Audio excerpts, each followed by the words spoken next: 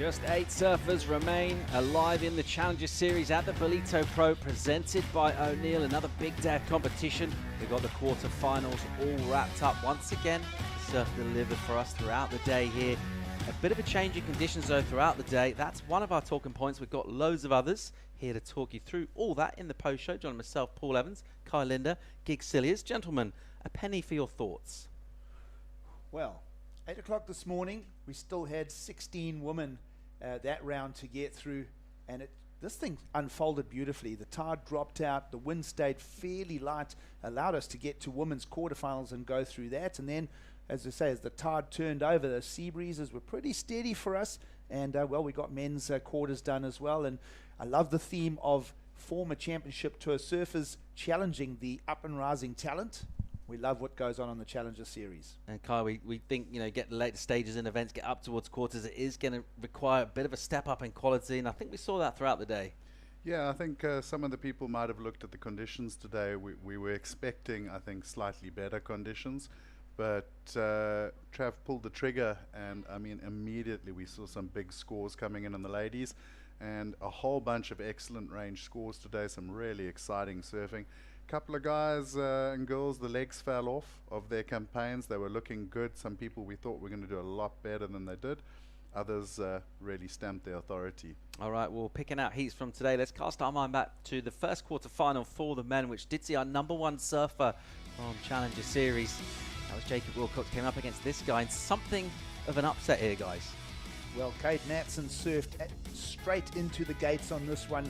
Literally in the first 5 minutes, he'd nailed his 2 scores, a 7.33, backed it up with a 6.67, and the points were coming out of the lip line, Kai, and he was stinging these to get this quarter #1 underway. Yeah, and it was interesting because he said his game plan going into the heat was to get the 2 first waves and then to really apply the pressure with priority, and it's exactly what he did. The whole heat we were watching Jacob try to catch up, and he was doing some good surfing, but just couldn't find the same size or intensity on the waves as Kade had at the start, and his game plan worked brilliantly. He's into the semis.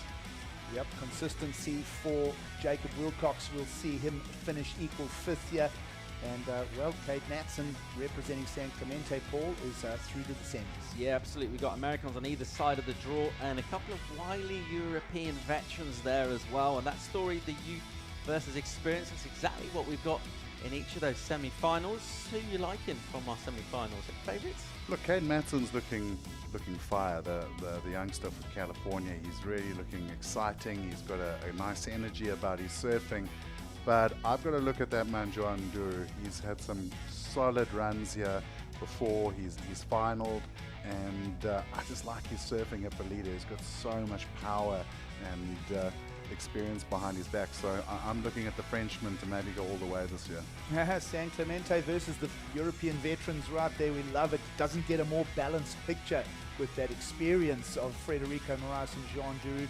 And then flanking on the outside, Kade Matson, Cole Houshmand. This is going to be a great finals day when it comes around. Yeah, really looking forward to seeing exactly what goes down. Of course, in order to get yourself through, you need big performances through the quarterfinals. And just looking at those women's quarterfinals, we saw a great one go down. And again, thinking of that experience versus the next generation, one of the most popular surfers on this or any of the tours, Sally Fitzgibbons, 3-time runner-up to the world title, took on the young surfer out of French Polynesia. And Vahine Fierro got a close win here, guys. Well, she came out the gates firing. She wasn't holding back, that's for sure. Got some scores on top of Sally, put the pressure on her. Sally fought back valiantly and showing some really nice rail surfing in the process, but it came down to the last seconds, Gigs.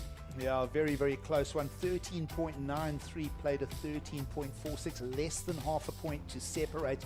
But consistency coming to Ballito for Sally Fitzgibbons. But, well, blazing her way through the young talent from Tahiti. We love it. And Vahine Fierro getting the win there over Sally Fitzgibbons. It will be a keeper result, though. And just thinking about Sally and where she is, we're not worried about her, right? She looks like she's surfing great. She's already going well on the Challenger Series. You'd be quite surprised if she wasn't right up there for re-qualification through the Challengers come the end of the season. Yeah, I think when you look at the ratings coming out of this event, she's going to be sitting pretty. She's had some good results already, and she's just a quality surfer. Gigs, names leaping out at you from this final bracket for the women? Well, 4 remaining, one of them a veteran this time. Here comes the new talent as we expect. This is where the Challenger Series showcases these young ladies. Going to be a tough one to pick between Vahine Fierro and Zali Kelly. And well, again, so much for us when we get to finals day, perhaps as soon as tomorrow.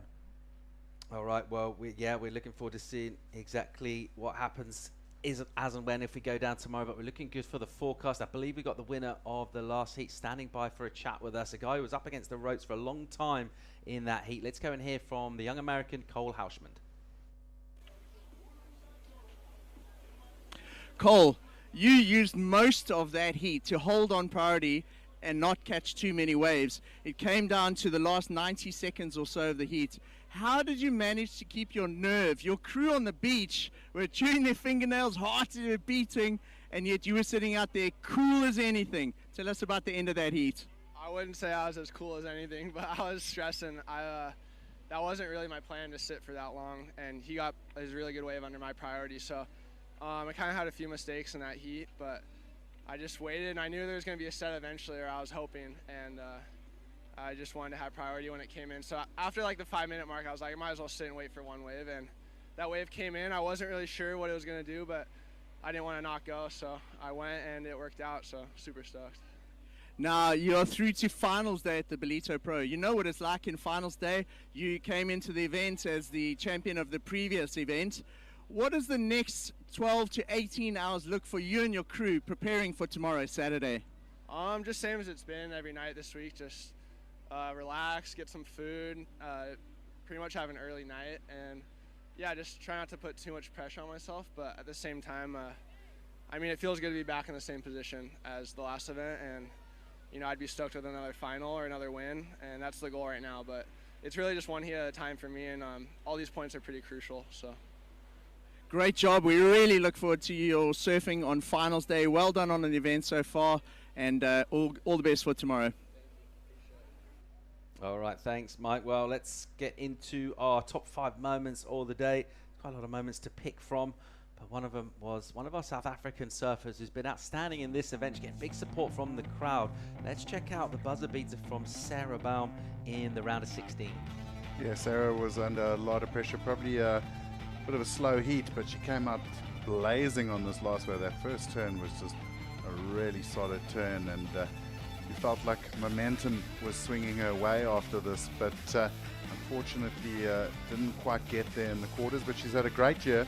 Speaking to some of the more experienced ladies on tour like Bronte and Isabella, the consensus is this is Sarah Baum's year. She must qualify surely. Well, love this one, Paul. Frederico Morais will show us moment number 4. And of course, when the job needs to get done, him and Dog Marsh team up and they'll just nail it. And well, he brought some fantastic numbers from that quarterfinal. He is through to the semis, a 7.3 and a 7, rock solid surfing from the veteran. Kade just came out the gates firing on this one. It was his game plan. Lovely power hack surfing, super tight in the pocket. What a way to start your quarterfinal with a 7.33. And then almost 2 minutes later got into this one. Another really tight arc. Doing so well to get over that middle section, and then the big finish, and then sat for the rest of the heat. Well, the Goofy Footers were solid in Ballito here on the Friday afternoon, and well, Bronte Macaulay just set the pace. She went into the excellent category with an 8.33 just to keep the Goofies alive, and of course just that Australian push as well. And I love again that story of the experience versus the young challengers. And then Vahine, of course, we saw a little bit of this earlier. She came out blazing, getting a solid score to start the heat. Then she had to work in the dying minutes to get the score, and just watch how calm she is on this wave. Just did everything right. Knew she had to get that sort of mid to good score, working those bottom turns, getting the fins out the back, and more importantly, finishing the wave. Gets the 6.93 and made the heat. All right, that wraps up our top 5 moments of the day. It's been a really fun day of competition. We have settled our semi-finalists, just 4 surfers left here, and looking at crowning a champion, very likely to be tomorrow. Kai, your thoughts just overall on conditions for tomorrow? Well, look, we were expecting better waves today, but unfortunately the land breeze kind of let us down due to the cloud cover last night. But the forecast, if we're looking on the systems, it looks like beautiful offshores in the morning, really light. Light winds all the way to sort of mid-afternoon, around 2, 3 o'clock, when the wind will swing to the onshore. And there is a pulse. There's a nice looking little period coming in tomorrow. So let's hope that it all transpires, because then we should see really good conditions.